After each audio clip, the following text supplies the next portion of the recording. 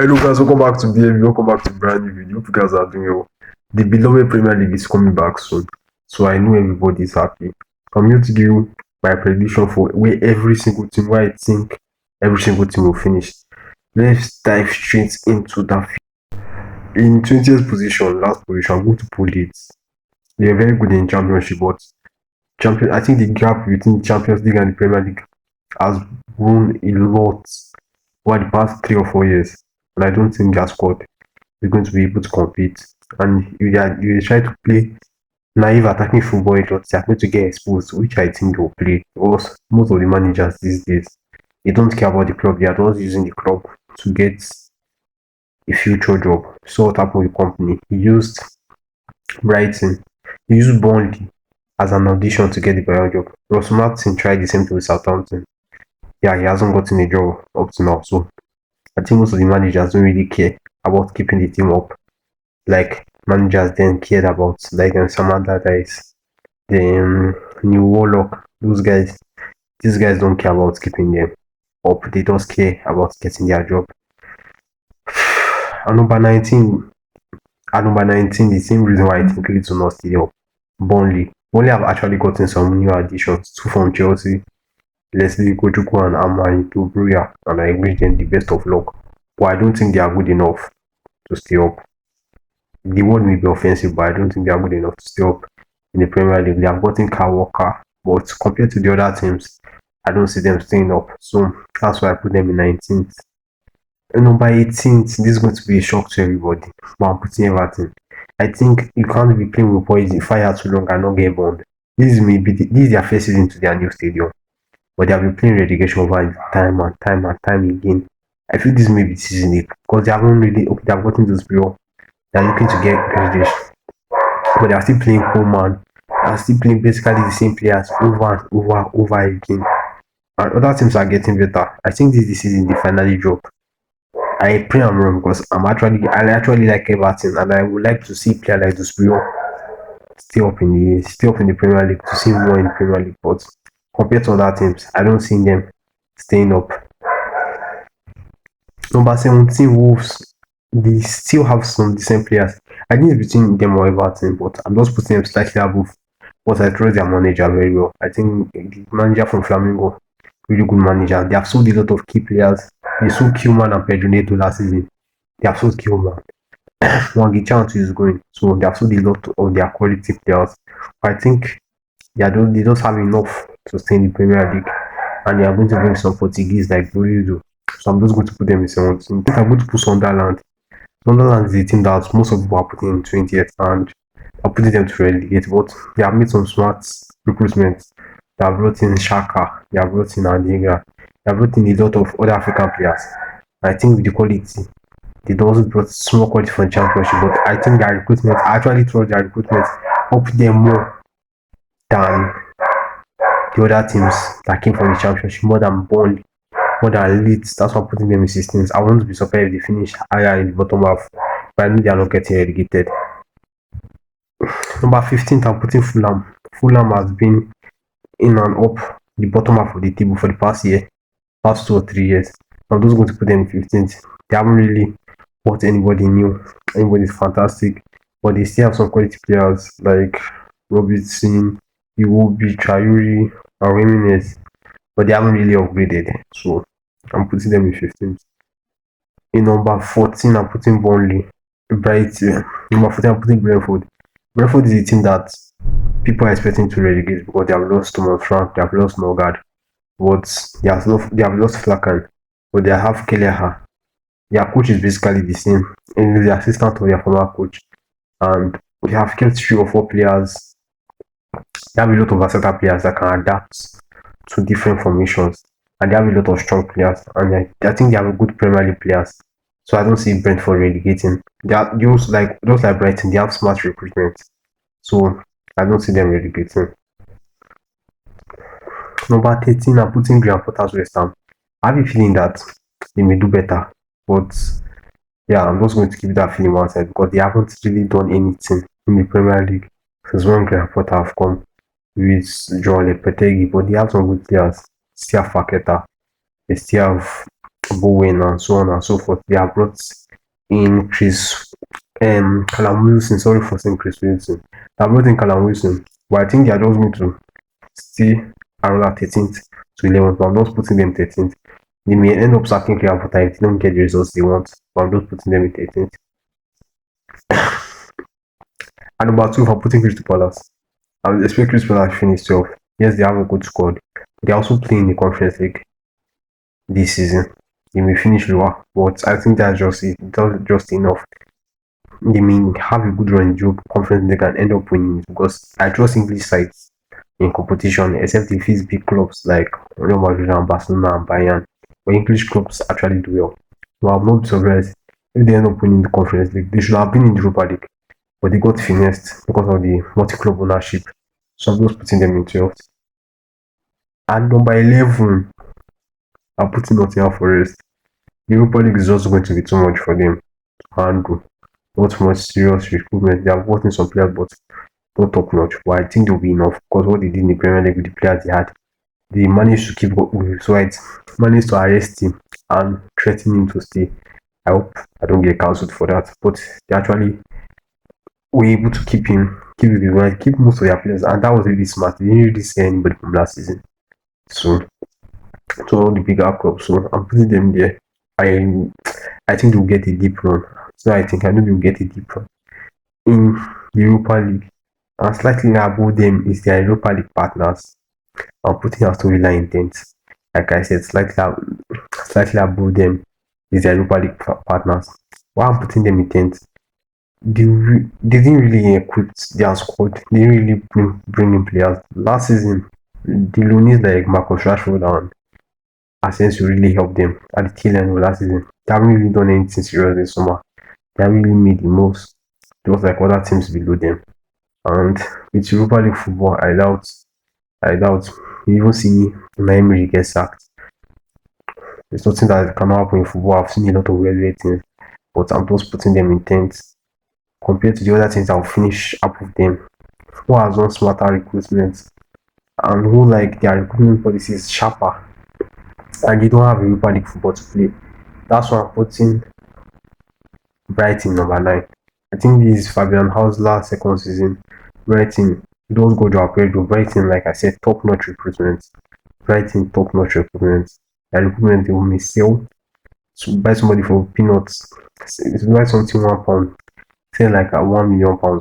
Very, very smart recruitment. So I think we are going to see new breakups and maybe O'Reilly that they got from Celtic 2 seasons ago, a season ago.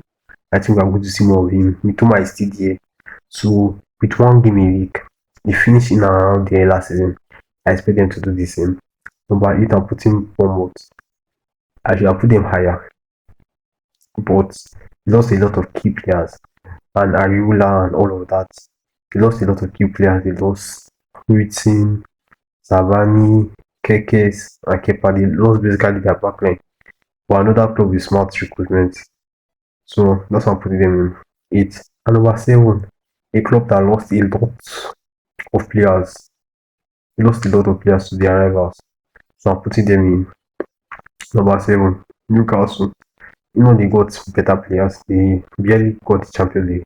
They got better players. I will have put them higher. But they have Champions League football to play. The only big signing is Anthony Elanga. And signings actually matter, just to bolster the squad. But they still have quality players. They still have a quality coach that is good in developing talents. They bought 2 Asian guys to help their squad. So number 7.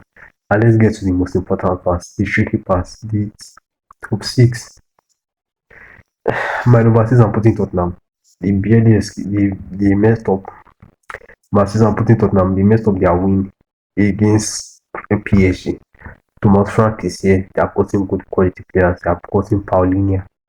They are cutting Kudus. Son has gone. But that Paulinho is going to be very, very big for them. Very, very big signing for them. And I'm very, very happy. I'm really, really sad that Tottenham got a player like that, because they are rivals. But it's nice to see Paulinho back in the Premier League, because I'm a very, very big fan of him, because the amount of time he wins the ball for a defensive midfielder. So Thomas Frank is here. So They scored a set piece goal yesterday, so they're already working on set pieces. If they can keep their squad fit, I think 6 is okay with Champions League football. My number 5 is Manchester United. People are rating Manchester United a lot, but I think fifth position is okay. They have gotten some quality players. They have gotten Cunha, they have gotten Bomo, they have gotten Sesko. But that midfield, when you go against big teams, I don't think it's good. It's going to be able to handle. Can't compete. It can't compete with my Arsenal midfield. It can't compete with Chelsea. It can't compete with Man City. It can't even compete with Newcastle. It can't compete with Liverpool. So I think the midfield is when they are going to lose a lot of matches against the big teams. They may still go against the small teams, but if they can still end up getting a midfielder for the end of the window, I'm not surprised if they get battered against Arsenal in the first game week. But I think fifth position is okay for them. Like I said, um Amorim, this is first full season. He has no excuse. He basically has no excuse, especially if you get Donnarumma on top. So I'm putting them in fifth. Number 4, this may surprise a lot of people, but I'm putting Liverpool in number 4. I think it's just a matter of time. They have a lot of key players. They bought a lot of signing. They bought Florian Wirtz, Kekes, and so on. But their team, I don't think there's enough balance in that team. It's too attacking. I don't think they have someone that can be doing the dirty work in the midfield. The Gravenberch can to an extent. McAllister and Szoboszlai are hardworking, but to the dirty work, like someone like Denka, even though they have someone like Caicedo, fair enough, but they don't have that. And the attack is too. This is too attacking. Frimpong pushing up. KK is too pushing up sometimes, leaving only Van Dijk and Konate. Van Dijk can decline. Salah too can decline. They are both in their 30s. I'm not putting my ball on anybody in their 30s, and the pressure on Liverpool is going to be massive, especially if Florian Wirtz doesn't deserve his price tag, which I don't think he'll be able to do in this first season. Maybe in the other seasons, maybe, but this first season, because I don't think it's worth 120 million. The pressure is going to be on Florian Wirtz. AKTK, pressure is going to be on him, especially if they bring Isak on top. If they don't deliver, pressure is going to be on Slots, because nobody expected him to do last season. This season is going to be a lot of pressure on the club. And I think Liverpool crumble, because Liverpool are a club that most of the time, they crumble under pressure. So that's why I'm putting them in fourth. Number 3 is the best second position, like the most frequent second. My number 3 is the most frequent second place finish as Arsenal. I'm putting Arsenal in third. Yes, they have a good squad. They have gotten Eucharist, but I don't think Arteta is good enough to get them to promised land, especially as everybody's equipping. I don't think it's good enough. Arsenal don't take risks against big teams. That's why they really lose against big teams. They have risks that attacking fluent football. I think Arteta has been scarred. He has been scarred from results of the past, like when he went to forward. But you have to take risks. Arsenal are looking more conservative. Arsenal are looking more conserved, like more conserved than they used to be before, and they are basically turning to what they hate the most: the hard football, the boring football, and the pressure on star players like Saka mounting up. He made some smart recruitment, like getting Zubimendi. I'm a big fan of Zubimendi, but I don't think Arteta is good enough. I think they will actually get a cup, but I don't think they'll win anything big this season, so I'm putting them in third. Number 2, I'm putting my own football club, Chelsea, in second. At number 2, I'm putting my football club, Chelsea. I should have put us first because that's how much I believe in my football club. But I'm just going to put us second because one of factors. Number 1, Kuel is injured. Chemistry at the back. I was not a big fan of him last season, but he's actually a leader. That was a natural leader and he has improved. Getting him this season will have been very, very helpful, but we can do without him. But that ACL injury came at the wrong time. So, get well so well. Another reason I think Chelsea won't win the league is the chemistry up front. The only player that we have from that Pochettino era is Kopama. Any other player came during Maresca era, and I'm not saying that is a bad thing. But for a title winning side, we need chemistry up front. See Sadio Mane, Firmino, Salah, 2 seasons together before they won the Premier League. Same thing with them, Aguero and Silva. All those, it took them time before they built in dynasty under Pep Guardiola. I know the options like you saw Palmer and Estoval. The chemistry is there. Sometimes natural chemistry, but to know what you saw Palmer and Jackson, they knew what is on each other's mind sometimes. So I think just a matter of time before they get that chemistry up front. Another reason why I don't think we'll win the league, I think apart from Kobe, we'll get some injuries this season. I'm not leaning cause of top my football club, but the fatigue of playing the club world cup, playing those amount of games and getting only the fatigue of playing those amount of games and only resting for 3 weeks. Yeah, I don't think it's good enough. I don't think it's good enough. Some of these players will still get injury. I pray it's not important players. I pray players don't get injury. And I'm not cursing my football club, but logically, the fatigue on those that weather in America, I don't think I doubt. But thank God we have good backups like the Madrid Santos. We have quality backup in each position. So that's right. And number one, the team I'm putting first position is the team that everybody have written off. Basically everybody. I'm putting Man City as first. Number one, their coach is Pep Guardiola. That man will be in his lab cooking tactics of I don't know what. He has 4 or 5 new formations to test out this season. Number one. They have players that have a lot to prove. They have Haaland. He has a lot to prove. Because a lot of people have written him off. He's just a poacher.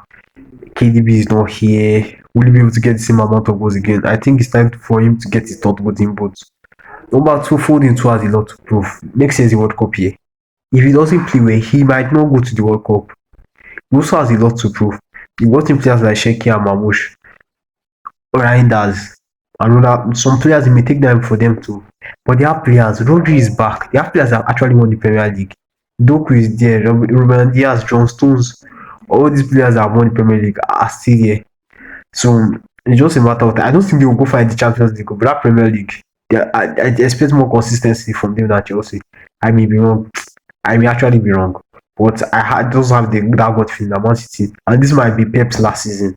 Winning time may disappear and somebody will succeed him. But I feel this is Pep's last season. And Pep want to win the Premier League. Because people are saying he's finished, he's done, he only wins with money. This is Pep has something to prove. So let me know in the comment section, what do you think your football club will finish? Do you really agree with me? Thank you very much guys. See you guys later.